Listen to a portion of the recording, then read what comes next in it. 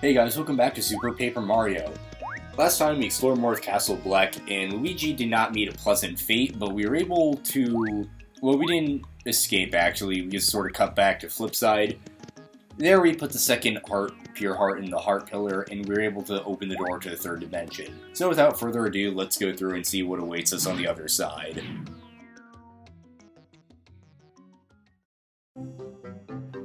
Mario and his new friends opened the door, unsure of what they would find. All the while, Merle's words about finding the other two heroes rang in their minds. Were these other heroes somewhere in this new world? If not, where? Meanwhile, the creeping void grew larger in the skies above Flipside. The hopes of all worlds rested on the heroes finding the next pure heart. Chapter 3, Level 1. When Geeks Attack.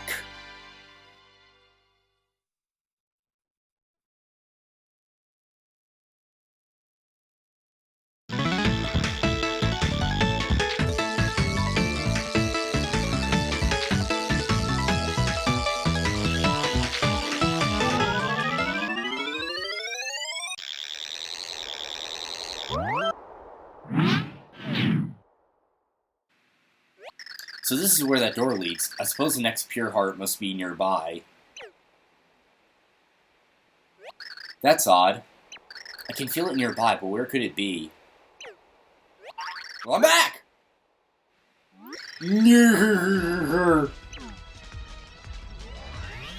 Hi, Technical! I caught a super rare pixelated butterfly! My friends at DigiButter.nerd are going to freak when they get word of this find. I must bring it home. I can't miss this week's episode of the Grodish Chronicles. In no way am I going to entrust my digital recording me out to tape an episode so epic. This is so high technical.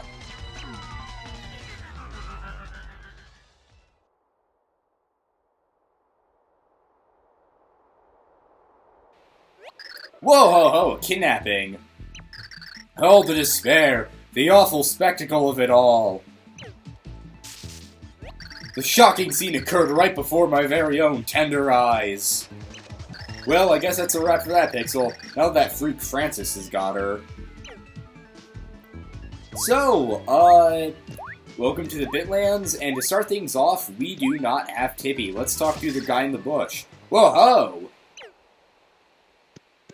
Who's this guy? A friend of the butterfly girl that got nabbed? Well, that's a pity. That geek that grabbed her, Francis, basically the nerd to end all nerds. I am going to take that as a challenge. Plus, he's got this thing for butterflies, and well, all things nerdy, too. If he gets his sweaty mitts on something he likes, there's no getting it back. He collects stuff and keeps it in his big fancy fortress. It's like Geek Paradise. Whoa now, you wanna know where Fort Francis is? Well, if you go all the way down and head for miles and miles, you'll find it. You're not thinking of infiltrating the nerd lair and rescuing her, are you? Look, nobody likes having their butterfly kidnapped by a geek, but it's dangerous. Still sound it, eh? What a tender moment. I think I got something in my eye here. Listen, let me give you some travel tips. You listening? Good. All I got for you is 3 critical tips, so remember all of them. Here's your first tip. A bunch of no-class jerks are holed up in this castle up ahead. It ain't gonna be easy getting past them, but here's a juice. It's an old castle. You do your thing with that red X mark and maybe something will happen for you. Now for my second tip. If you somehow pass those clowns in the castle, you'll see an ocean. Can't miss it. A scary sea monster lives there. The beast is huge and cranky. But if you toast its red flipper thing, something good is bound to happen. And here's the last tip. Once you swim your way through that ocean, you'll see a humongous tree. There's a huge gorge on the other side. There's no jumping across it. Look for the red wind and do something with it. Then you can get across. Got all of that? Good. You be careful now. If by some crazy chance you do save her, come back and tell me how you did it. So, we have our objective. Rescue Tippi from the King of Nerds Francis, although I myself am the proclaimed King of Nerds, so I'm going to have to question that. Anyway, right off the bat, you'll notice that the Bitlands also has a very unique art style. I've mentioned this before whenever we've gotten to a new area, but I'm sure you're starting to see it now. The Bitlands has sort of like an 8-bit, we have some turtley leaves here, even though we do not need them at all. I'll throw away the turtley leaf, and now that I think about it, we are kind of low on health, so I'll just use a shroom shake real quick. I think that actually might be the first time in the series we've actually used an item before. But as I was saying, you'll notice that the art style here is a lot different than Lineland and Gloom Valley were. It doesn't seem like there's anything back here in 3D, and I just screwed myself out of going that way, but whatever. Anyway, as I was saying, the art style is very unique, and I'm sure you're starting to see that now. And I'm also going to admit, I do think the platforming in this game has been pretty unremarkable up till this point. They've done some interesting things with the 3D flipping mechanic, and they've had some interesting stuff, but like I can't really find the right words to explain it, but it hasn't really been anything too stellar or memorable. This is where I feel like the game really picks up. A lot of people agree that Chapter 3 is one of the better chapters, and I definitely agree with that. This is really where the story starts to get a lot more fun. They start doing more clever things with the levels. But first off, let's go through this door in the sky. And there's a pit right here. We can see sort of like a catch card in the background. That's a, I believe it's called a catch card XP. Basically, it's just like a catch card, but with a higher rate. Basically, sort of like a Great Ball if you use Pokeballs as an analogy for catch cards. Let's kill this guy for the heck. Let's kill this guy for the heck of it. Please don't take that out of context.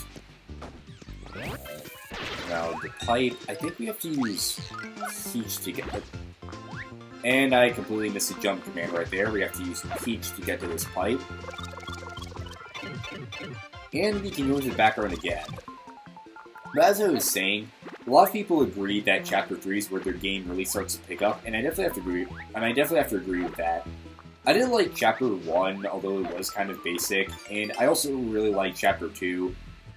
But this is definitely where it starts to pick up. And while I will admit, I don't think we've seen the worst levels in the game yet, and some of the worst levels, in my opinion, are actually coming up pretty soon, I do have to admit this, like I said before, this is where things finally start getting interesting. If you've been hesitant about this game so far, I hope this is the part that changes your mind. Anyway, oh god, that was not a smart idea, and we have to start all the way over there again, since that's where we last touched the ground. If I'm not mistaken, this is a Megastar, and yes, it is. We can transform into Peach's 8-bit sprite where she's pointing again.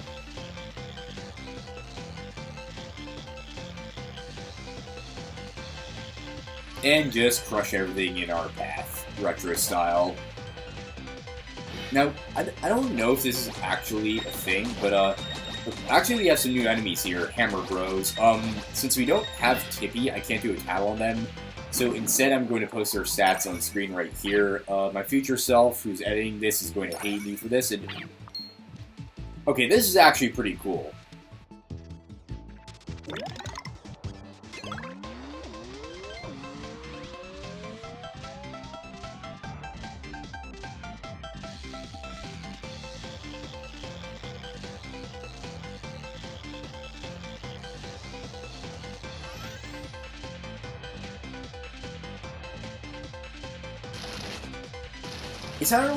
It's not anything too complicated, but I just thought it was so cool how that guy just, like, took the Megastar and it affected him the same way it affected us.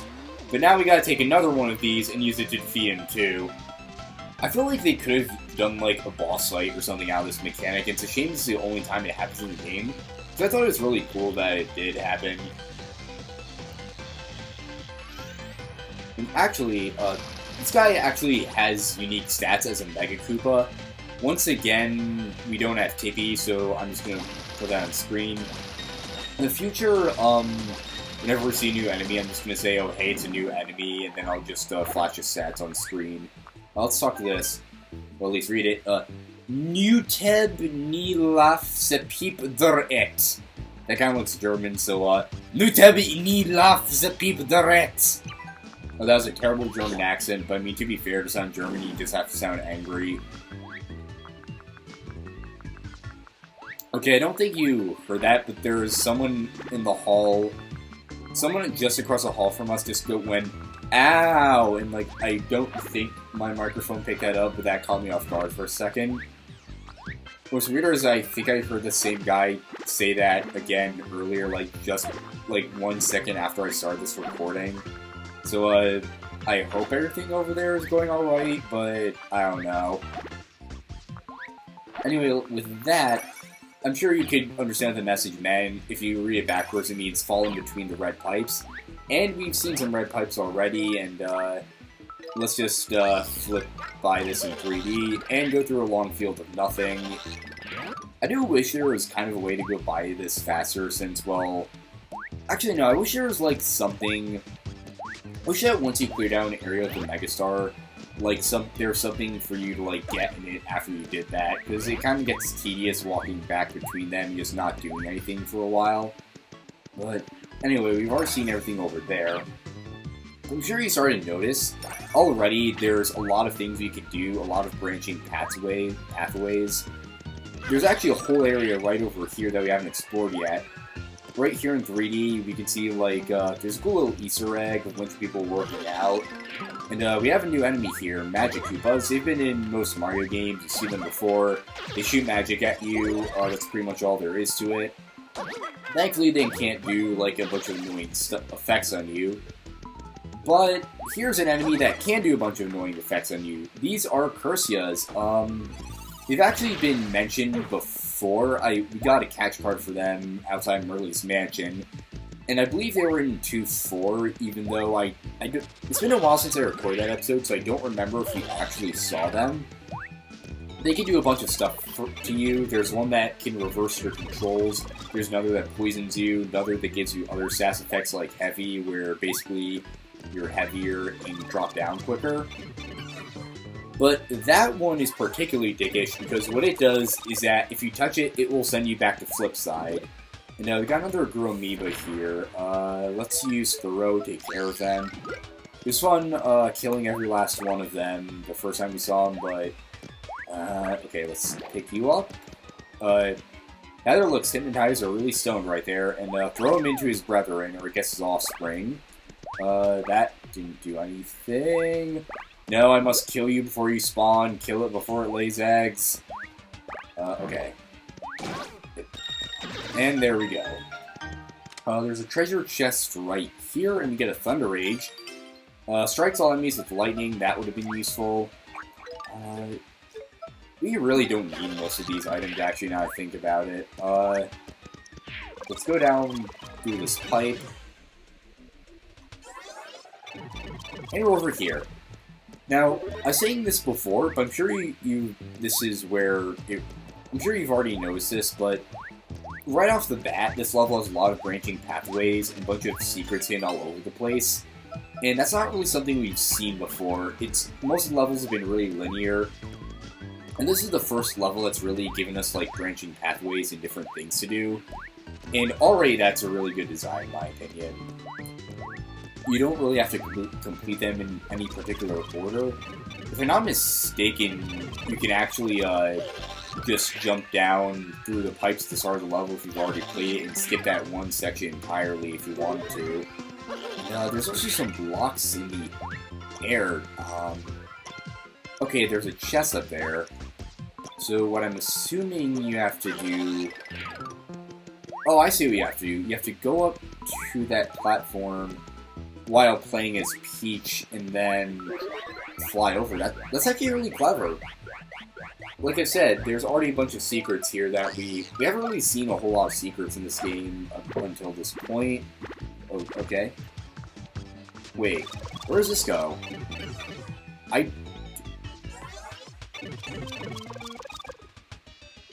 No way. Okay.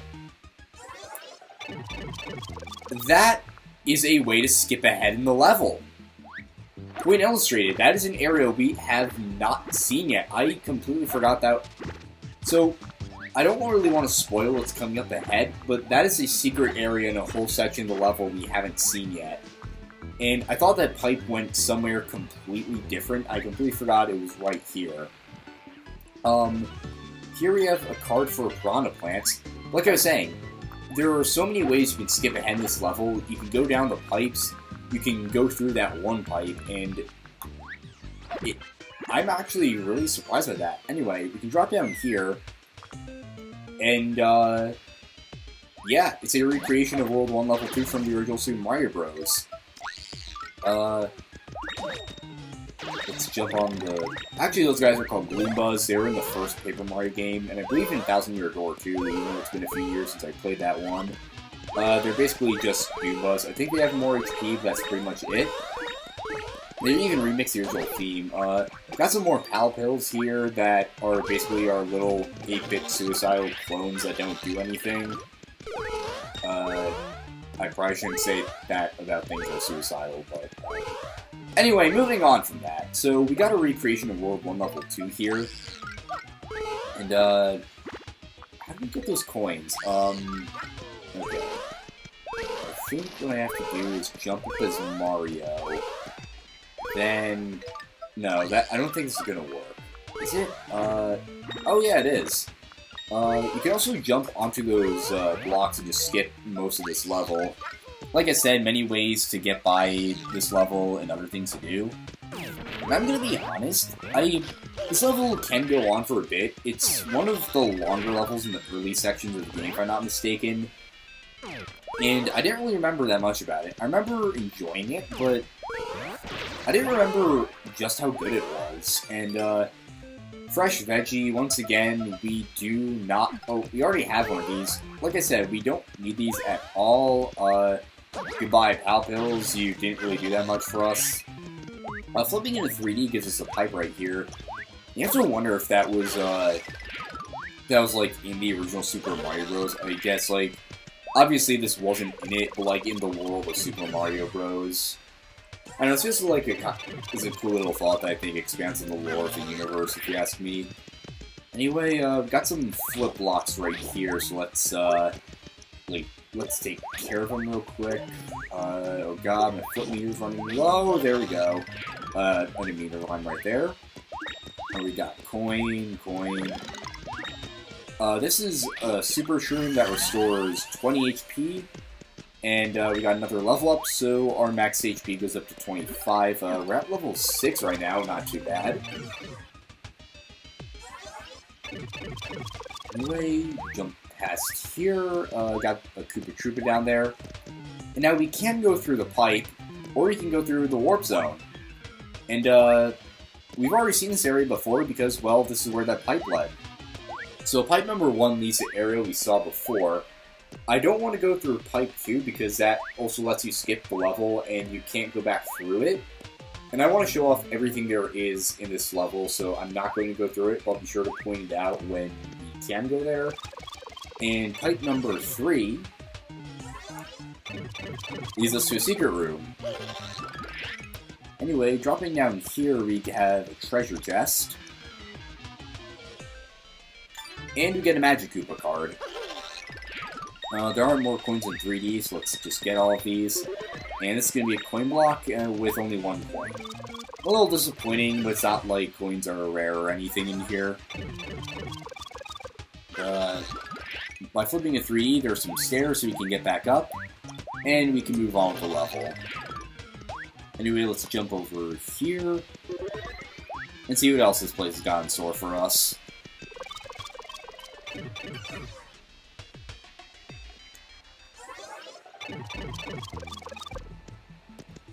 Up here, we got some new enemies. These are Koopa Strikers. They basically play soccer with their shells, and they can flip into 3D. Now, if they're in certain positions, you can sort of cheat your way out fighting these guys by just letting them kick their own shells into each other. They're going to pop up, and as you can see, if you don't take care of them quickly, it can get pretty chaotic fighting these guys. I don't even know what happened, but that guy just turned into like a fireball or something. And right here is a pipe that leads into pipe number 2 in the warp zone. Ooh, we got a bunch of question mark blocks here. Let's kick you. And just for the heck of it, kick you too. Halt! Yeah, you. This is Bowser's castle. And his burliness doesn't like chumps like you geeking up the place. You're about to get a complimentary nose job, courtesy of my shell. That line didn't age that well. Come on out, fellas. Yeah! Come and get some. Anyway, we have a bit of an enemy gauntlet right here, even though it's not too bad. You just have to take care of these guys and fight your way through. Okay. Oh, here we have some bullet bills and a bill blaster. We got some hammer bros. I believe Boomer will take care of the bill blasters. Hammer bros down. One more hit should take care of it. And there we go. And right here, we remembered that the Pixel guy is telling us about Red X, so let's blow it up. Yo! Arg!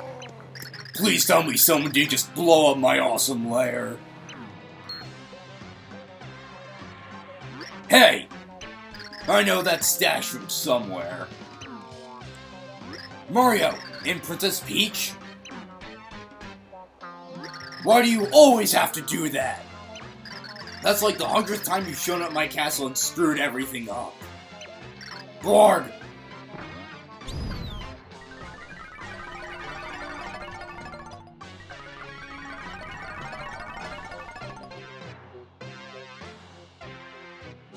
But now you've entered a fortress of pain, Mario! No more sequels. It's gonna end here right now. Once and for all. Anyway, we got a mini-boss battle against Bowser. He is going to breathe flames at us, and you can dodge him pretty easily. He doesn't exist in 3D. We have to use Mario for this fight. And, he also can jump in the air. What you want to do is, you also can't pick him up with Thoreau, so you just want to jump on him, and I am doing terribly. Oh, wait. Never mind, I completely forgot the right strategy, and this is bad. I need to heal up. Okay, let's use a Shroom Shake. What you want to do is use Boomer when he lands. I believe his flames will also knock out Boomer. I want to say he has like 30 HP. Okay, he's going to breathe fire again. If you drop it right into the flames, it's too far to actually hurt him. Let's test that out. Yeah, you can't hurt him while he's breathing flames. Come on, Boomer, help us. Let's jump over him. Alright, Bowser, be a good Bowser, come towards us. And that's it, he only has 20 HP. No, I hate Mario! It's not fair! Mario.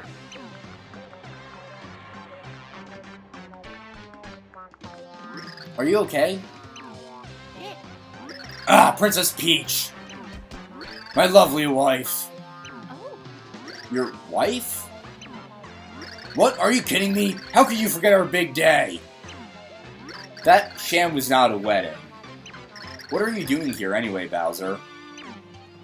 How should I know? I was locked up in Count Bleck's stupid castle. When all of a sudden, bam! Me and the minions wake up face down in this field. Then we found this awesome castle and I thought, why not make myself a lair? Well, you see, Bowser, we really need your help. Why don't you come with us? Wait, what?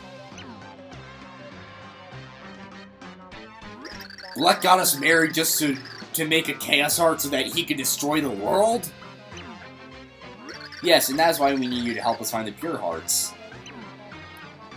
No, I don't want it. I'd think about it if it was for you, but there's no way I'm helping Mario. We don't have time for you to be a big baby about this. Come on, Bowser, please. But I'm Bowser.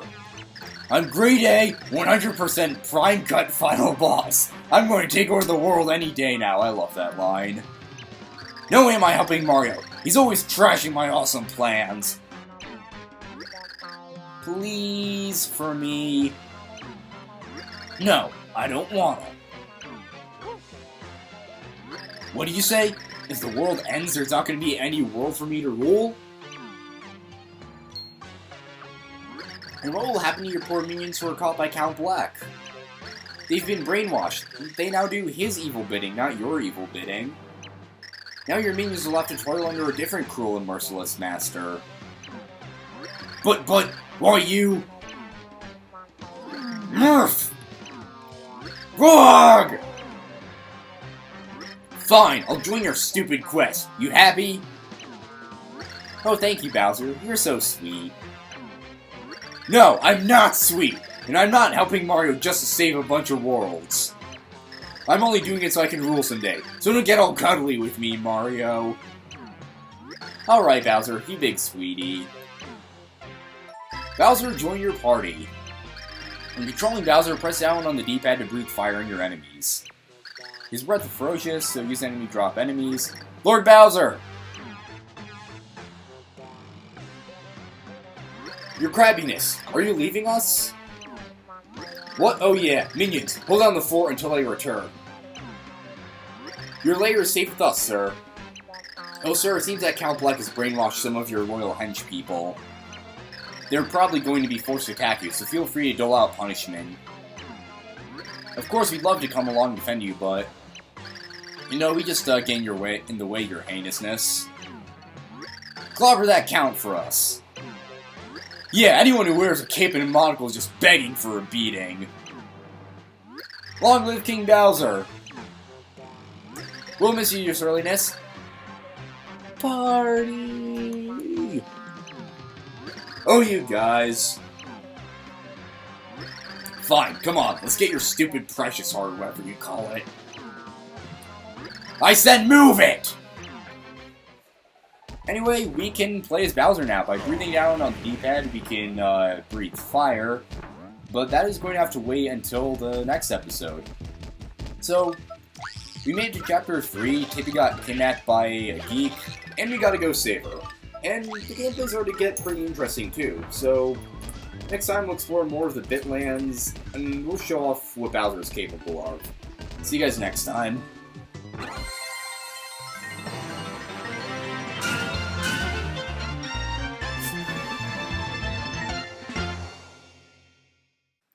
Also, real quick, just before I wrap up this episode, I had a failed take at this episode where I started recording, and about maybe like a minute into it, I looked at the screen and realized I didn't actually hit the record button.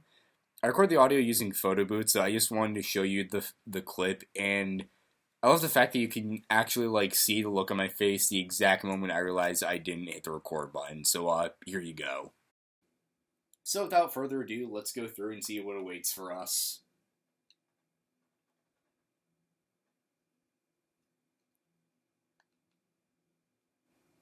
Are you kidding?